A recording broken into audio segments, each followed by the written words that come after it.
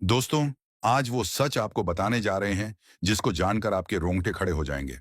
दोस्तों, आज दरबारी, दलाल, वामपंथी, लिब्रांडो इतिहासकारों के उस एजेंडे की पोल खोलते हैं जो भारत में लगातार हिंदुओं के खिलाफ चलाया जाता है।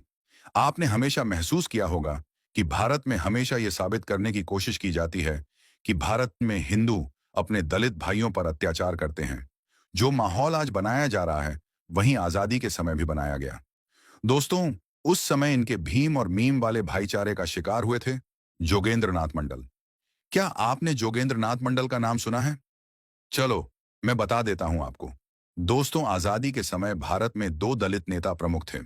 एक थे डॉक्टर भीमराव अंबेडकर और दूसरे थे जोगेंद्र नाथ मंडल।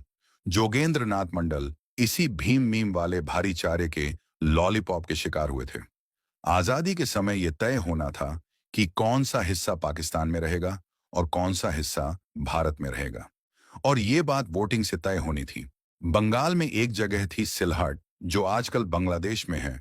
वो जगह दलित बाहुल्य थी।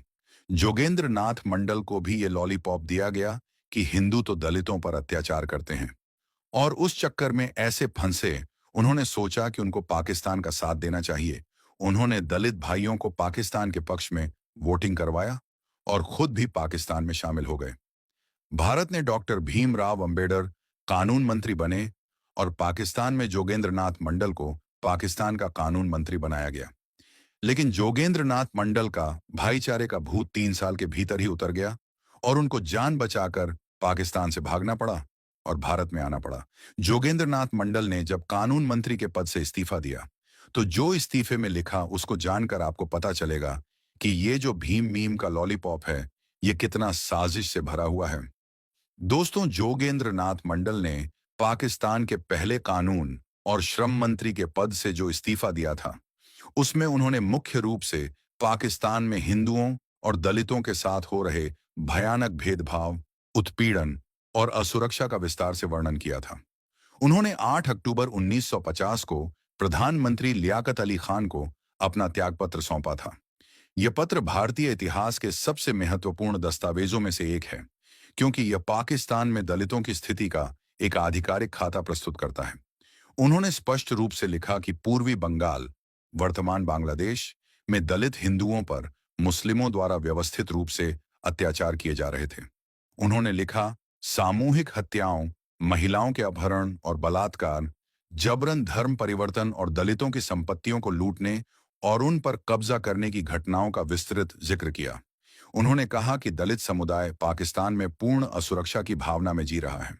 मंडल ने आरोप लगाया कि पुलिस और सरकारी अधिकारी अक्सर इन अत्याचारों में शामिल मुस्लिम समुदाय के लोगों का साथ देते थे या निष्क्रिय रहते थे। उन्होंने कहा कि दलित समुदाय की शिकायतों पर पाकिस्तान में कोई कानूनी कार्रवाई नहीं की जाती थी, जिससे अपराधियों को छूट मिल जाती थी। उन्होंने लिखा कि पाकिस्तान में उनकी बात को कैबिनेट में कोई महत्व नहीं दिया जाता था और उनकी सलाह को लगातार अनदेखा किया जाता था। सबसे बड़ी बात जो उन्होंने लिखी, वो ये थी कि मंडल ने कहा कि उन्होंने पाकिस्तान के निर्माण का समर्थन इस उम्मीद में किया था कि दलितों को समान अधिकार और सुरक्षा मिलेगी, लेकिन उनके साथ और उनके समुदाय के साथ धोखा हुआ है। उन्होंने कहा कि वह अपने समुदाय की रक्षा करने में पूरी तरह विफल रहे हैं और अब इस पद पर बने रहना उनके लिए नैतिक रूप से असंभव है। मंडल ने नेहरू लियाकत समझौते, अप्रैल 1950 की आलोचना करते हुए कहा कि इस समझौते के बावजूद पाकिस्तान में स्थिति में कोई सुधार नहीं हुआ और दलितों पर हमले जारी रहे। दोस्तों, जोगेंद्र नाथ मंडल तो जैसे तैसे भारत लौट आए, लेकिन जिन दलित भाइयों को उन्होंने आश्वासन देकर पाकिस्तान में शामिल करवाया था, उन दलित भाइयों को वो वहीं भूखे भेड़ियों के हाथों में ही छोड़ आए, और जो अत्याचार उन पर हुए वो आप सभी जानते हैं। सबसे पहले तो आपको ये बता दूं कि दलित भी हिंदू ही हैं, लेकिन भारत में दलाल, दरबारी, लिब्रांडू और टुकड़े टुकड़े गैंग के इतिहासकारों ने हमेशा ही कोशिश की है कि दलितों को हिंदुओं से अलग दिखाया जा सके।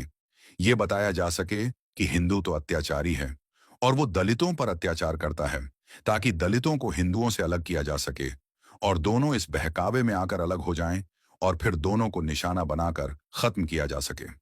दोस्तों, जोगेंद्र नाथ मंडल का भाईचारे का बुखार तो केवल 3 साल में ही उतर गया और फिर भारत में लौट आए। लेकिन आज के दौर में फिर हमारे दलित भाइयों को निशाना बनाने के लिए एक बार फिर भीम और मीम भाईचारे का लॉलीपॉप दिया जा रहा है, ताकि मौका मिलते ही इनको समाप्त किया जा सके। दोस्तों, जोगेंद्र नाथ मंडल का सच भी दरबारी इतिहासकारों ने छिपा लिया, ताकि फिर से वही दोहराया जा सके। लेकिन उद्घोष इनकी पोल खोलता रहेगा। अगर आपको जानकारी अच्छी लगी तो वीडियो को शेयर करके हर भारतवासी तक पहुंचाइए। पेज को फॉलो कीजिए और यूट्यूब पर उद्घोष चैनल को सब्सक्राइब कीजिए। जय सनातन, जय हिंद, भारत माता की जय।